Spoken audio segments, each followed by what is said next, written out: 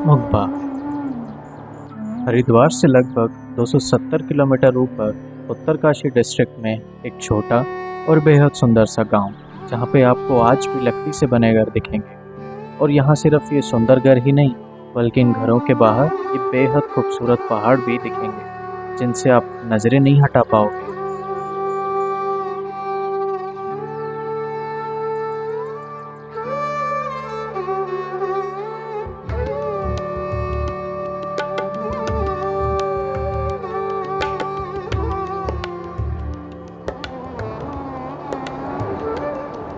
तो आज गंगा माँ की डोली मुखवा विलेज से गंगोत्री धाम की तरफ जाएगी।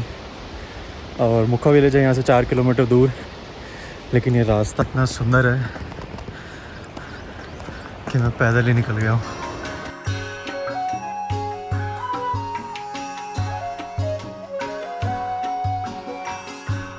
दूर दूर तक कोई नहीं है, पूरा रास्ता पैदल ही चलना पड़ा है।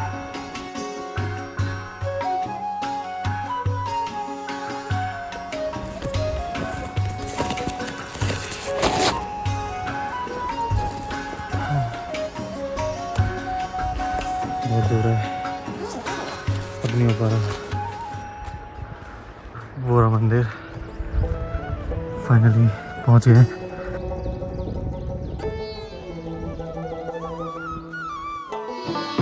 ये है इस गांव का मंदिर, और इस मंदिर की खासियत ये है कि इसे गंगा माँ का शीत निवास या मायका भी कहा जाता है।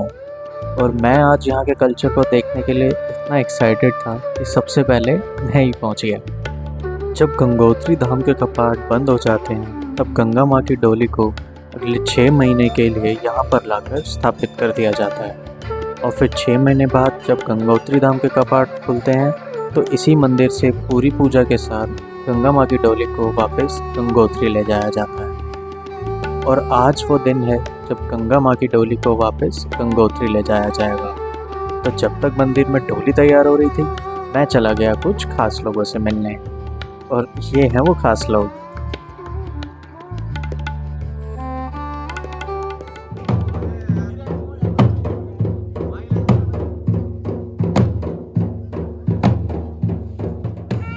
यहाँ आज भी सालों पुरानी चली आ रही परंपराओं का पालन किया जाता है, जैसे कि ये देवता की डोली। उत्तराखंड के हर गांव के अपने इष्ट देव होते हैं, जिनको देव डोली में रखकर यात्रा कराई जाती है। और ऐसे ही आज यहाँ पे मुखबा के देवता की भी डोली है, जिन्हें गंगा माँ की डोली के साथ गंगोत्री तक ले जाया जाएगा।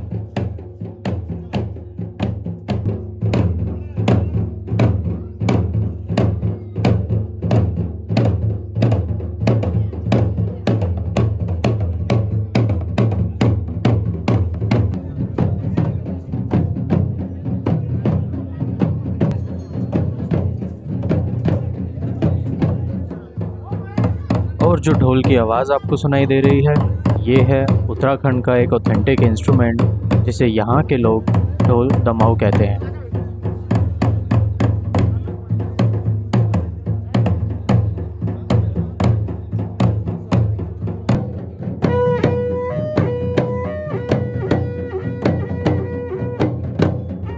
यहाँ के लोगों का ऐसा मानना है कि इस ढोल दमाऊ को डोली के पास बजाने से देवता खुश हो जाते हैं, और इसी वजह से डोली नाचती भी है। और आज मेरे सामने भी कुछ ऐसा ही हो रहा था।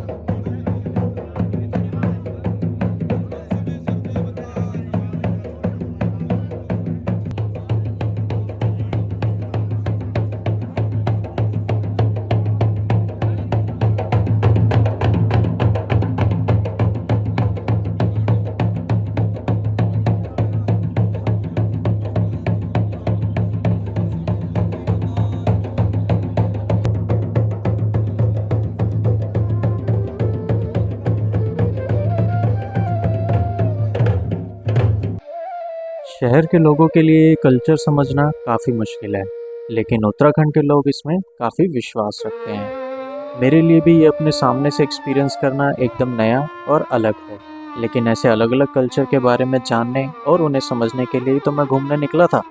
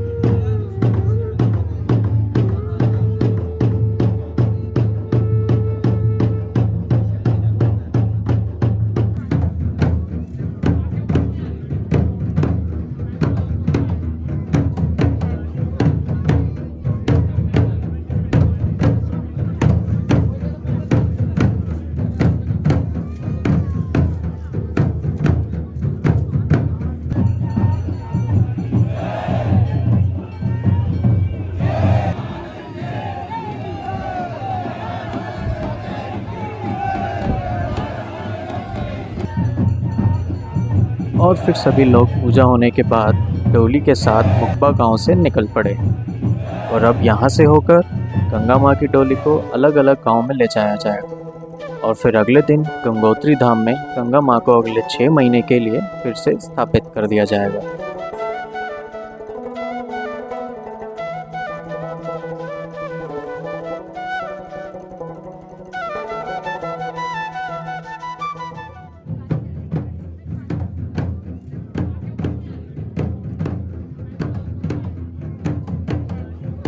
यहाँ से करीब 4 किलोमीटर पहले एक ऐसी सुंदर जगह है जहाँ पे आपको इस गांव से काफ़ी अलग देखने को मिलेगा और वो जगह है हर्सिल।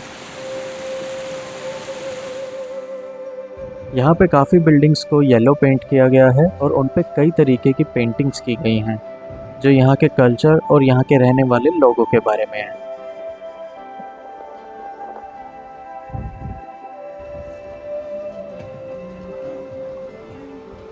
हर्सिल एक बहुत सुंदर वैली है और यहाँ पर आपको एक छोटी मार्केट भी मिल जाएगी जहाँ पे आसपास के गांव के लोग आके कई ज़रूरत की चीज़ें और हाथ से बने गर्म कपड़े बेचते हैं। और ऐसी ही एक शॉप के बाहर मैंने इन आंटी को देखा तो मैंने सोचा इनसे कुछ बात कर ली जाए और कुछ खरीदा जाए। यहाँ के लोगों में इतना अपनापन है कि बस थोड़ी ही देर बात करने में इन्होंने अपनी फैमिली और यहाँ के कल्चर के बारे में मुझे काफ़ी कुछ बताया और मुझे बिना मांगे डिस्काउंट भी दे दिया।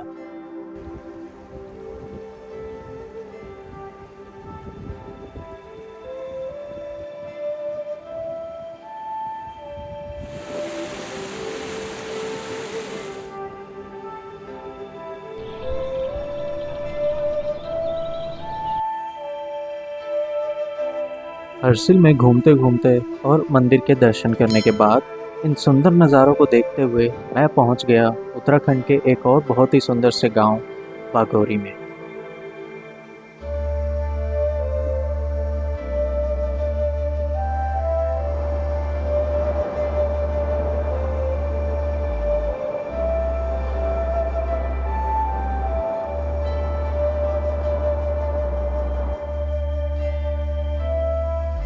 इस गांव की खासियत ये है कि यहाँ पे लगभग 150 घर एकदम सीधी लाइन में बने हैं और यहाँ के लोग जो कि भोतिया ट्राइब से बिलोंग करते हैं वो हिंदू और बुद्ध दोनों धर्मों को मानते हैं।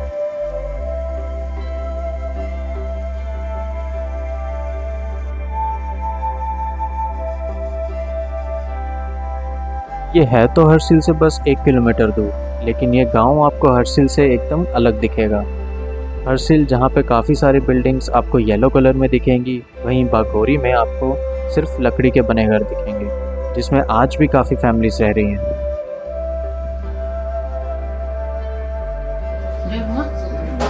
आप लोग भी सर्दियों में नीचे उत्तरकाशी हम चले जाते हैं? उत्तरकाशी हमारा गांव है ना डुंडा, अच्छा। तो वहीं पर रहता है। सर्दी कड़क सर्दी में यहाँ बर्फ रहता है ना यहाँ, अच्छा, तो हम चले जाते नीचे। तो अब आजकल ये आया रहा है ऊपर। सर्दियों में गांव के लोगों के जाने के बाद ये गांव एकदम सुनसान हो जाता है और शायद इसलिए बागोरी को उत्तरकाशी का विंटर घोस्ट विलेज भी कहते हैं। पर ये लोग शुरू से यहाँ नहीं रहते थे, कहते हैं कि 1962 से पहले ये लोग इंडिया तिब्बत बॉर्डर के पास नेलोंग वैली के एक छोटे से गांव में रहते थे और इन्हें सोल्ट रूट के ट्रेडर्स भी कहा जाता था, क्योंकि यहाँ के लोग एक ही रूट का यूज़ करके तिब्बत से सोल्ट का ट्रेड किया करते थे। और 1962 में जब इंडिया तिब्बत बॉर्डर बंद हुआ तो वहाँ के लोगों को नेलोंग वैली को छोड़ना पड़ा और फिर उन्होंने बागोरी को ही अपना घर बना लिया। और इन्हीं सुंदर गलियों में से चलते चलते मैं पहुँच गया गोमुख से आती हुई ये नदी, जिसे भागीरथी नदी कहा जाता है। यही नदी आगे जाकर देवप्रयाग में अलकनंदा नदी से मिलकर गंगा बन जाती है।